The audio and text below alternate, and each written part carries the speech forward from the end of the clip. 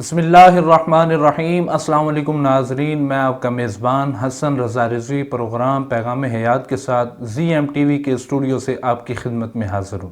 ناظرین اکرام، رمضان المبارک کا مہینہ چل رہا ہے اور قرآن مقدس چونکہ اسی ماہ میں نازل ہوا، تو آج ہم قرآن مجید کی عظمت و شان پر گفتگو کرنے کے لیے آپ کی خدمت میں حاضر ہوئے ہیں۔ اور آج ہمارے ساتھ لائن پہ موجود ہوں گے جناب محترم ضیاء المصطفیٰ قمر صاحب۔ آپ ایک motivational speaker and Islamic scholar ہیں، ان کے ساتھ بھی ہم نے گفتگو کرنی ہے اور کچھ سوالات ان سے کرنے ہیں۔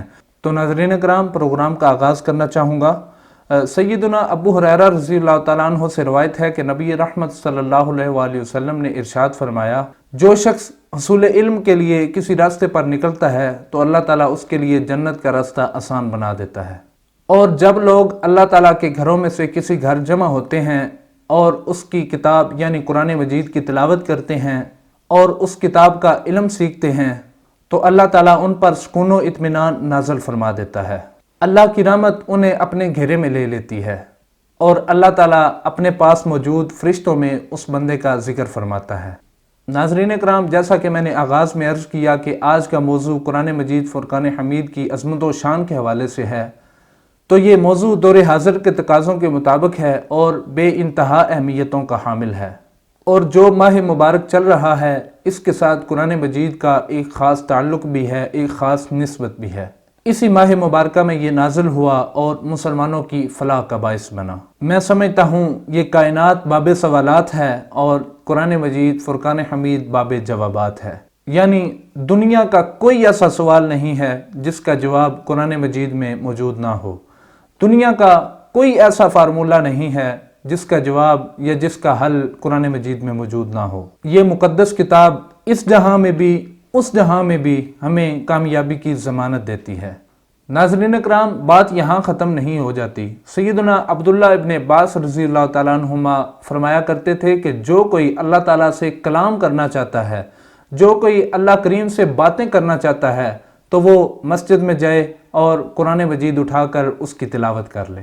اور اس مقدس کتاب کو پڑھنے، اس کی تلاوت کرنے اور اس کا علم سیکھنے کے اتنے فضائل ہیں، اتنی اہمیت ہے کہ خود رحمت عالم صلی اللہ علیہ وآلہ وسلم نے ارشاد فرمایا، خیرکم من تعلم القرآن وعلمہ، تم میں سے بہتر وہ ہے جو قرآن خود بھی سیکھتا ہے اور دوسروں کو بھی سکھاتا ہے۔ تو ہمارے ساتھ لائن پہ موجود ہیں ضیاء المصطفیٰ قمر صاحب، آئیے ان سے سوال کرتے ہیں۔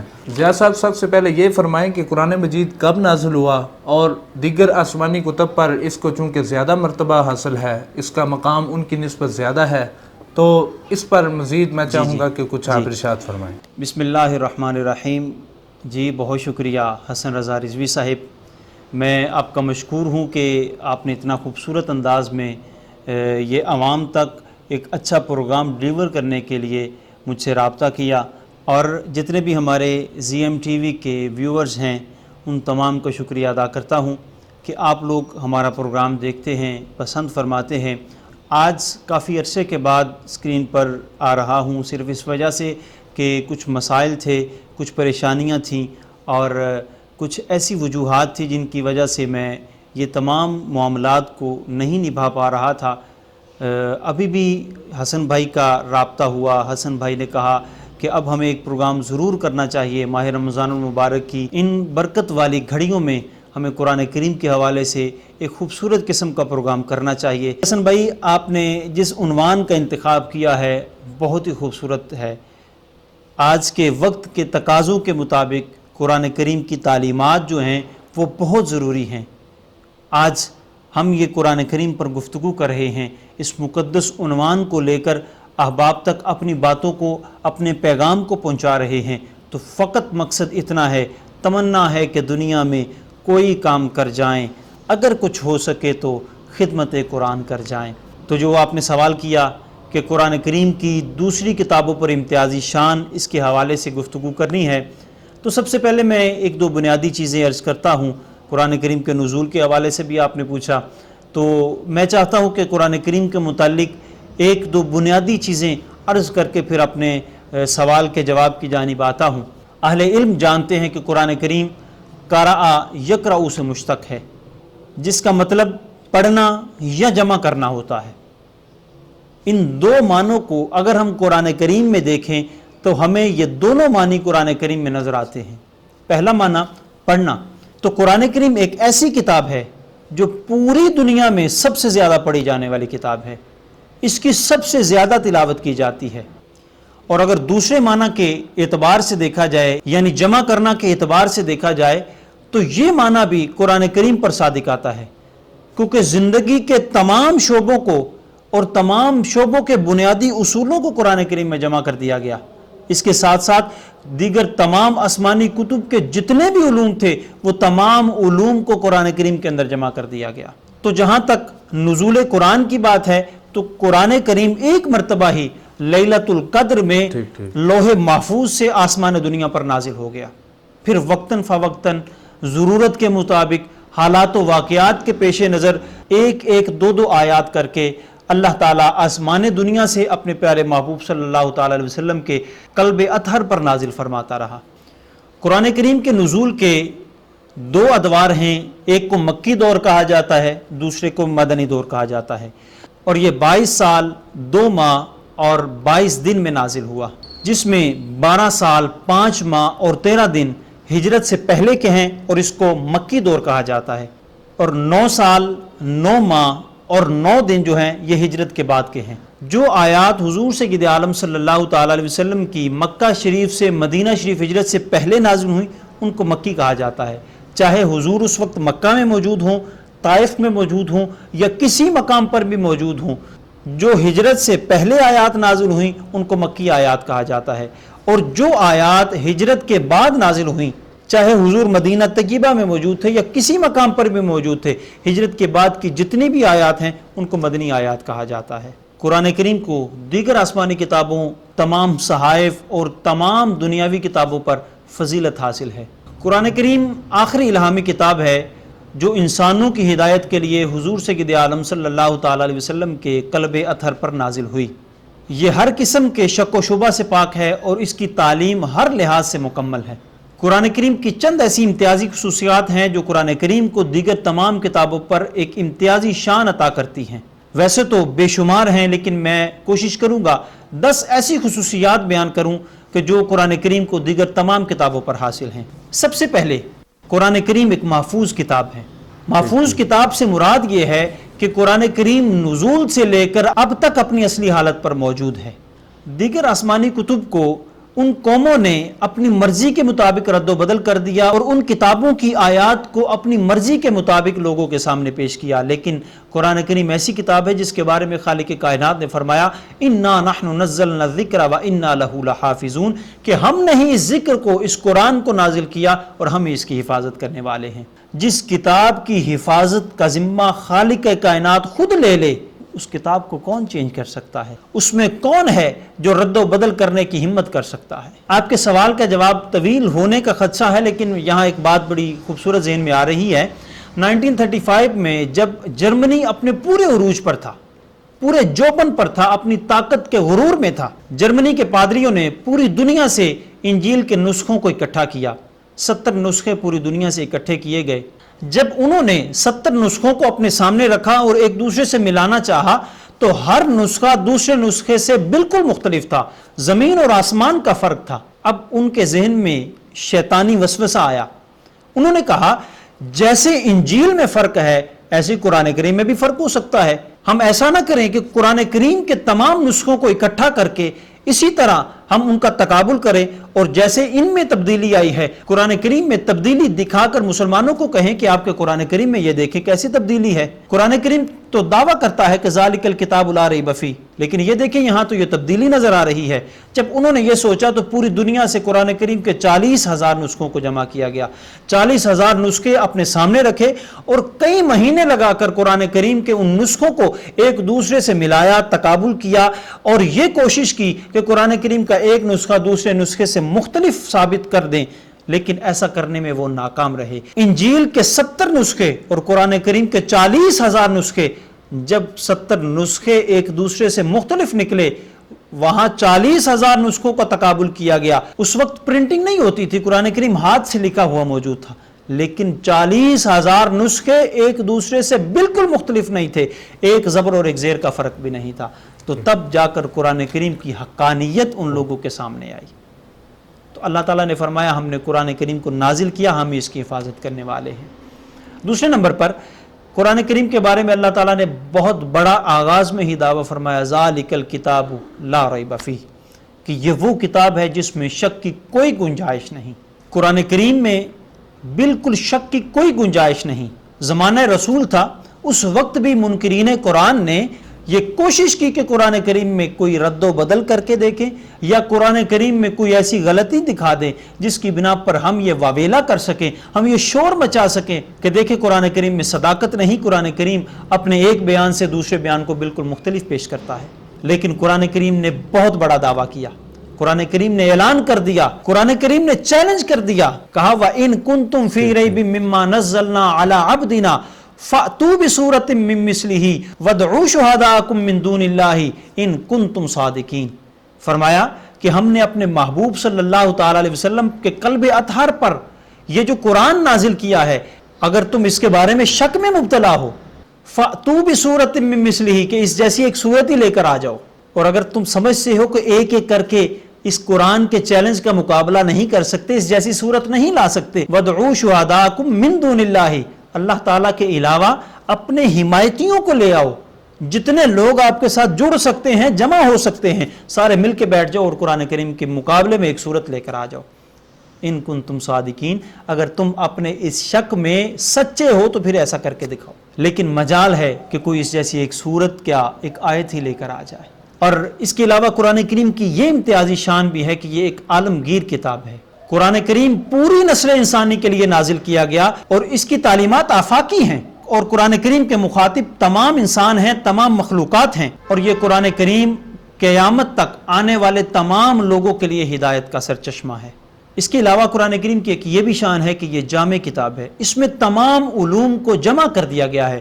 تمام شعبہ زندگی کو اٹھا کر دیکھ لیں، ہر شعبے کا علم اس کتاب کے اندر موجود ہے۔ اور اس سے پہلے جتنی بھی آسمانی کتابیں تورات، زبور، انجیل نازل ہوئیں اور دیگر جتنے بھی صحائف نازل کیے گئے، تمام کے علوم کو جمع کر کے قرآن کریم کی شکل میں اللہ تعالیٰ نے اپنے پیارے محبوب صلی اللہ علیہ وسلم پر نازل فرما دیا۔ پانچویں نمبر پر قرآن کریم کی یہ شان ہے کہ یہ منفرد اسلوب بیان پیش کرتا ہے۔ عرب کے رہنے والوں کو اپنی زبان کی فصاحت اور بلاغت پر بڑا مان تھا، بڑا غرور کیا کرتے تھے۔ وہ عربوں کے علاوہ دیگر تمام لوگوں کو عجمی یعنی گونگا کہا کرتے تھے۔ ان کے غرور کو قرآن کریم نے خاک میں ملا دیا۔ مگر جب قرآن کریم نازل ہوا تو عرب کے بڑے بڑے فصحا دھنگ رہ گئے۔ اعلیٰ حضرت نے یہاں کیا خوبصورت کہا کہ تیرے سامنے یوں ہیں دبے لچے فصحا عرب کے بڑے بڑے، کوئی جانے منہ میں زبان نہیں بلکہ جسم میں جان نہیں۔ ان کی یہ کیفیت ہو گئی قرآن کریم کی فصاحت و بلاغت دیکھ کر کہ وہ یہ سمجھ بیٹھے کہ ہم تو بول ہی نہیں سکتے، ہمارے جسم میں جان ہی ختم ہو گئی ہے۔ 6ویں نمبر پر قرآن کریم کی یہ امتیازی شان ہے کہ قرآن کریم سب سے زیادہ پڑھی جانے والی کتاب ہے۔ آپ دنیا کی پبلشنگ کمپنیز اٹھا کر دیکھ لیں، ہر کمپنی نے جتنا قرآن کریم کو شائع کیا ہے اتنا کسی کتاب کو نہیں شائع کیا۔ قرآن کریم سب سے زیادہ تلاوت کی جانے والی کتاب ہے۔ اس کو پوری دنیا کی کتابوں کا تقابل کر کے دیکھ لیں کہ کس کتاب کو سب سے زیادہ پڑھا جاتا ہے، تو سب سے زیادہ پرنٹ ہونے والی اور سب سے زیادہ پڑھی جانے والی کتاب قرآن کریم ہے۔ کسی کتاب کے 1000 نسخے چھپے، کسی کتاب کے 1,00,000 نسخے چھپے، لیکن ایک ایک شہر میں لاکھوں نسخے قرآن کریم کے موجود ہیں۔ یہ تو صرف ایک مسلمانوں کے شہر کی بات ہے، پورے ملک کی بات نہیں۔ پوری دنیا کے مسلمانوں نے کتنا قرآن کریم کو شائع کیا اور کتنا قرآن کریم کو اپنے سینوں سے لگا کر رکھا، قرآن کریم کی تلاوت کی۔ ایک ایک گھر کے اندر 5 حفاظ موجود ہیں، اور الحمدللہ میرے گھر کے اندر 5 حفاظ موجود ہیں۔ قرآن کریم کو سب سے زیادہ پڑھا جانے کا اعزاز حاصل ہے۔ 7ویں نمبر پر قرآن کریم کی یہ شان ہے کہ یہ کتاب حق اور باطل کی تفریق کرنے والی ہے۔ اللہ تعالیٰ نے قرآن کریم میں حق کو بھی بیان کر دیا، باطل کو بھی بیان کر دیا، اور یہ بھی فرما دیا وَجَاءَ الْحَقُّ وَزَهَقَ الْبَاطِلُ، کہ حق جب آ جاتا ہے تو باطل ختم ہو جاتا ہے۔ اللہ تعالیٰ نے قرآن کریم میں حق کو بھی بیان کیا، باطل کو بھی بیان کیا، اور یہ بتا دیا کہ جو قرآن کے اصولوں پر چلتا ہے وہ حق پر گامزن ہے، اور جو قرآن کریم کے اصولوں سے انحراف کرتا ہے وہ حق پر نہیں، وہ باطل ہے۔ 8ویں نمبر پر قرآن کریم تدبر اور تفکر کی دعوت دیتا ہے۔ دنیا کے بڑے بڑے سائنسدان چاہے وہ مسلمان ہوں یا غیر مسلم ہوں، انہوں نے قرآن کریم میں تدبر اور تفکر کر کے دنیا کے حقائق معلوم کر لیے، اور قرآن کریم میں غور و فکر کر کے دنیا کے حقائق کو معلوم کر لیا۔ اور 9ویں نمبر پر اس کی یہ امتیازی شان ہے کہ یہ قابل حفظ کتاب ہے۔ یہ وہ کتاب نہیں جو قاری کے دل میں اپنی جگہ نہ بنا سکے، جو قاری کے ذہن میں اپنی جگہ نہ بنا سکے، یہ وہ کتاب ہے جو مسلمانوں کا بچہ بچہ اپنے سینے کے اندر محفوظ کیے ہوئے ہے۔ یہی وجہ ہے کہ قرآن کریم کو مٹایا نہیں جا سکتا۔ دنیا کے بڑے بڑے حکمران آئے، انہوں نے قرآن کریم کو مٹانے کے لیے انتھک کوشش کی، انہوں نے اتنی کوشش کی کہ قرآن کریم کے تمام نسخوں کو تلف کر دیا جائے، لیکن حفاظ میدان میں آ جاتے اور کہتے ہیں ہمارے سینوں سے قرآن کریم کو مٹا سکتے ہو تو مٹا کر دکھاؤ۔ اور آخر میں اس کی یہ شان بیان کروں گا کہ اس کی جتنی بھی تعلیمات ہیں قابل عمل ہیں۔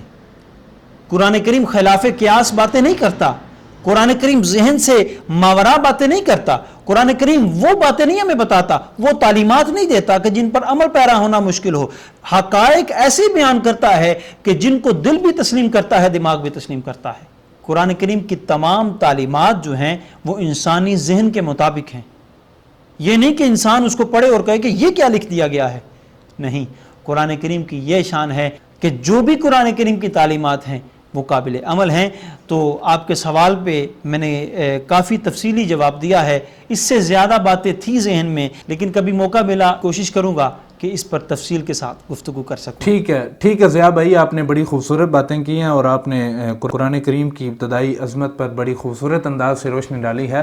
ناظرین کرام، یہ اتنی خیر والی کتاب ہے، اتنی برکتوں والی کتاب ہے، جو کوئی بھی اس کی تلاوت کرتا ہے، چاہے وہ تھوڑی ہو یا زیادہ ہو، چاہے وہ ایک سپارہ ہو یا ایک آیت ہو۔ ویسے تو قرآن کریم کی جتنی زیادہ تلاوت کی جائے اتنا زیادہ اجر ملتا ہے، اتنا زیادہ ثواب ملتا ہے۔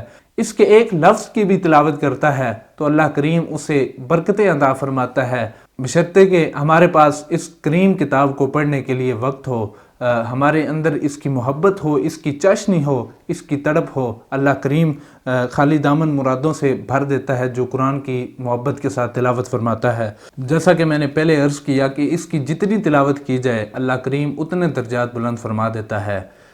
یہاں پر مجھے نبی رحمت صلی اللہ علیہ وسلم کا ایک بڑا خوبصورت فرمان یاد آ رہا ہے۔ نبی رحمت صلی اللہ علیہ وسلم نے ارشاد فرمایا کہ ویسے تو حسد جو ہے وہ جائز نہیں ہے، وہ ایک گناہ ہے، لیکن دو باتوں میں، دو چیزوں میں حسد جو ہے یعنی رشک جو ہے وہ جائز ہے۔ ایک وہ جو قرآن کریم کی تلاوت کرتا ہے اور کوئی آدمی اس پر رشک کرتے ہوئے اس سے زیادہ تلاوت کرتا ہے تو اللہ کریم کو وہ بڑا پسند ہے۔ دوسرا وہ شخص جو اللہ کی راہ میں مال خرچ کرتا ہے تو اس کو دیکھتے ہوئے کوئی زیادہ خرچ کرتا ہے تو اس پر رشک کرنا بھی جائز ہے۔ تو ناظرین کرام، یہ قرآن مجید ایک ایسی کتاب ہے، ایک ایسی اللہ کریم کی نعمت ہے کہ بندہ اس کی تلاوت کرنا شروع کرتا ہے، ادھر اللہ کریم اس کے درجات بلند کرنا شروع فرما دیتا ہے۔ تو ناظرین کرام، مجھے ایک سائنسدان کی لکھی ہوئی کوٹیشن بڑی پسند آئی۔ اس نے لکھا کہ "The Holy Quran is the truth and the science is always in chase of truth"، یعنی قرآن کریم ایک ازلی اور ابدی صداقت ہے اور سائنس جو ہے ابھی تک سچائی کے پیچھے پھر رہی ہے۔ اس حوالے سے میں آپ کے سامنے ایک بات عرض کرتا چلوں کہ سائنس نے آج تک کسی چیز کو فائنل یس نہیں کہا، اور اللہ کریم کے پیارے محبوب صلی اللہ علیہ وسلم پر نازل ہونے والی یہ کتاب فائنل یس ہے۔ قرآن نے جو کہہ دیا وہ قیامت تک یا بعد از قیامت بھی کوئی غلط ثابت نہیں کر سکتا۔ سائنس بدلتی رہے گی، نئے نئے تجربات آتے رہیں گے، لیکن قرآن کریم نے آج سے 1400 سال پہلے جو فرما دیا وہ حق ہے، وہ سچ ہے، اس میں نہ آج تک کوئی تبدیلی ثابت ہوئی، نہ کوئی ثابت کر سکے گا اور نہ کوئی اتنی جرت کر سکتا ہے۔ منکرین قرآن نے جب اس کو جادو کہتے ہوئے اس کا انکار کرنا شروع کیا تو اللہ کریم نے ان کا منہ توڑ جواب دیا، ارشاد فرمایا کہ تم اس کی مثل لے آؤ۔ تو جب وہ یہ لانے سے قاصر ہوئے تو اللہ کریم نے فرمایا تو تم اس کے ہم مثل کوئی صورت لے آؤ۔ تو جب وہ یہ بھی لانے سے قاصر رہے تو اللہ کریم نے فرمایا کہ تم اس کے ہم مثل کوئی آیت ہی لے کے آ جاؤ۔ تو یہاں ہم لائن پہ موجود اپنے اسکالر سے ایک سوال کرتے ہیں، تو ضیاء بھائی، قرآن کریم کی تلاوت کرنا یقیناً اجر و ثواب کا کام ہے، اب یہ فرمائیں کہ قرآن کریم کو سادہ انداز سے پڑھنے کا بھی ثواب ہے یا ضروری ہے کہ اس کو سمجھ کر تفسیر کے ساتھ، ترجمے کے ساتھ پڑھا جائے؟ کیونکہ یہ تو معلوم ہے کہ قرآن کریم کو اگر سمجھ کر پڑھا جائے، اس کی ایک ایک بات پر غور کر کے پڑھا جائے تو اس کا اجر و ثواب بہت زیادہ ہے، لیکن کچھ لوگ سوالات کرتے ہیں کہ اگر ہم سمجھ کر نہیں پڑھ سکتے تو کیا سادے انداز سے تلاوت کرنے کا ثواب بھی ملے گا یا نہیں ملے گا؟ اس پر ذرا وضاحت فرمائیں۔ جی حسن بھائی، آپ کا سوال بہت اچھا ہے۔ قرآن کریم ایک ایسی کتاب ہے جس کو تلاوت کرنا، جس کو دیکھنا، جس کو چھونا، یہ تمام کے تمام ثواب کے کام ہیں۔ ان تمام کاموں سے اللہ کریم راضی ہوتا ہے۔ اور یہاں یہ ایک بات ذہن میں رہے کہ اللہ کریم نے قرآن کریم میں یہ بھی ارشاد فرمایا ہے لا یمسہ الا المطہرون، کہ اس کو نہ چھوئے مگر جو پاک ہو، یعنی جو پاکی کی حالت میں ہو، باوضو ہو، وہ قرآن کریم کو چھو سکتا ہے۔ یعنی اس سے یہ پتہ چلتا ہے کہ قرآن کریم چھونا یہ بھی ایک عبادت کا حصہ ہے، قرآن کریم کو پکڑنا یہ بھی ایک ثواب کا کام ہے۔ اس لیے یہاں یہ منع کیا گیا ہے کہ قرآن کریم ایسی پاک چیز ہے، اس کو بغیر وضو کے مت چھو۔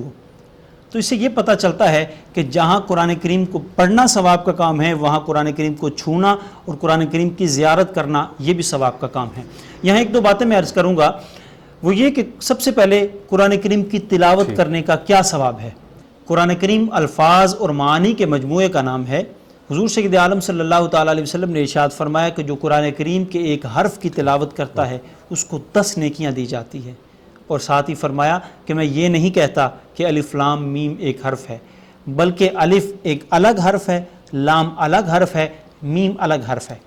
تو قرآن کریم وہ کتاب ہے کہ جس کو ہر لحاظ سے انسان اپنے سینے کے ساتھ لگا کے رکھے، اپنی آنکھوں کی زینت بنا کے رکھے، یا اپنی زبان پر اس کو لے کر آئے، سارے کے سارے ثواب کے کام ہیں۔ بہتر یہ ہے کہ قرآن کریم کو اچھے ترجمے کے ساتھ، ایک اچھے مفسر کی تفسیر کے ساتھ پڑھا جائے، جس سے انسان قرآن کریم کے الفاظ کی ہی نہ تلاوت کرے بلکہ ساتھ ساتھ یہ بھی سمجھے کہ اللہ تعالیٰ ہمارے ساتھ کیا کلام فرما رہا ہے۔